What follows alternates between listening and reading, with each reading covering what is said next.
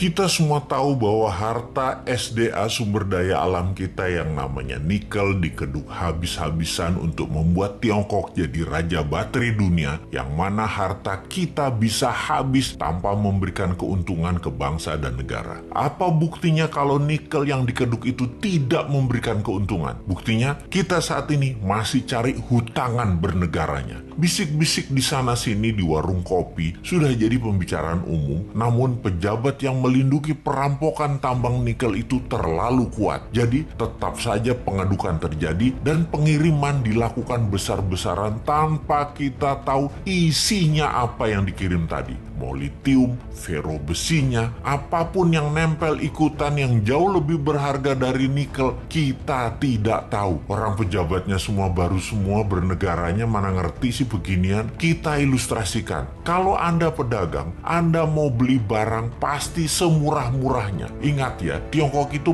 platform berpikirnya adalah pedagang. Jadi, kalau beli sesuatu, selain minta harga murah, pasti minta bonus yang banyak. Dalam dunia tambang, pengedukan bahan baku ada di dalamnya masih all in. Semuanya masih ada. Mulai dari barang berharga, katakanlah nikel, ada juga impuritiesnya atau barang yang tidak pure, atau barang yang tidak murni, atau barang yang tidak diperlukan, seperti tanah dan lain sebagainya. Masih tercampur. Lalu dibersihkan, macam-macam cara pembersihannya. Ada di leaching, diproses, tujuannya untuk membuang barang yang tidak dibutuhkan. Katakanlah 75% terbuang, tinggallah 25%. Kalau dibawa 100% ke Tiongkok, yang 75% tadi adalah taiknya tambang yang nggak diperlukan. Taiknya mah tinggal di Indonesia aja. Makanya sekali lagi, taiknya dibuang di Indonesia aja. Kalau tadi dari 1 ton produksi tambang nikel ada 2% kandungannya. Setelah diproses tinggal 25%, nikelnya tetap 2%, tapi bukan dari 1 ton, dari 250 kilo. Nah, dalam 250 kilo ini ada fero juga, ada litium juga, ada macam-macam yang dibayar yang paling murah. Yang dibayar apanya? Nikelnya doang. Feronikel, nikel laterit, dan banyak lagi unsur logam dan mineral yang sudah disarikan tidak dibayar oleh Tiongkok. Kita asli bernegara ini bodoh memang. Dan penjajah perampok itu dikasih karpet merah lagi, dilindungi, dan tidak ada yang sadar. Kalau ada yang sadar, maka segerombolan buzzer pecinta cuan anti NKRI mulai memecah belah bangsa dan mencari sisi positif yang kecil dibesar-besarkan dari sisi bosnya, tapi mencari sisi buruk, pengkritisi tanpa solusi, dan diputer-puter beritanya agar rakyat tahu pengkritisi itu dosa. Apa yang terjadi kalau hal ini didiamkan dalam jangka pendek? Bukan dalam jangka panjang ya, pendek ya. Negara kita akan miskin, pejabatnya makin kaya, rakyat nambah lapar. Kita hanya mengingatkan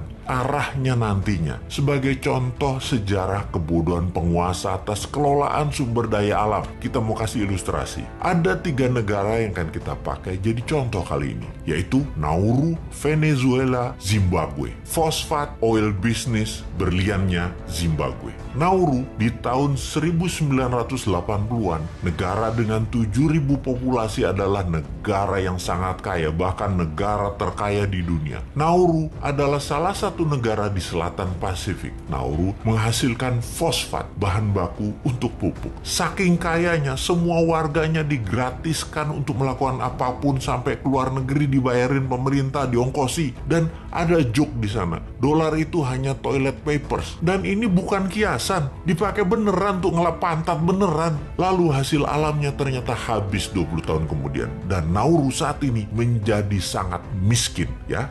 Itulah cerita sederhananya. Venezuela dimanja dengan 95% minyak dan gasnya yang diekspor, membuat negara ini menjadi negara petrodolar. Begitu harga minyak anjlok dan uang hasil ekspor tadi hanya buat foya-foya, bukan untuk membangun sektor lain, Venezuela hyperinflasi dan menjadi negara miskin sekarang. Saat ini ketika harga minyak naik, Venezuela sudah tidak bisa produksi lagi dan tidak ada negara mau beli minyak dari Venezuela. Jadilah Venezuela negara paria, negara setengah gagal. Terakhir, Zimbabwe, penghasil berlian. Begitu tambang berlian habis, pecah perang saudara, ambyar negara Zimbabwe yang tadinya makmur dan menjadi salah satu negara termakmur di Afrika. Kesamaan ketiganya adalah tidak bisa mengelola sumber daya alam dengan baik. Dijual murah, dikeduk asing, dilindungi pejabat yang berkuasa pada saat itu. Semoga kita bukan jadi negara yang keempat. Wong pinter semua kok pejabatnya. Gak mungkin lah ditipu Tiongkok. Emangnya kayak Bosman, bodoh beneran.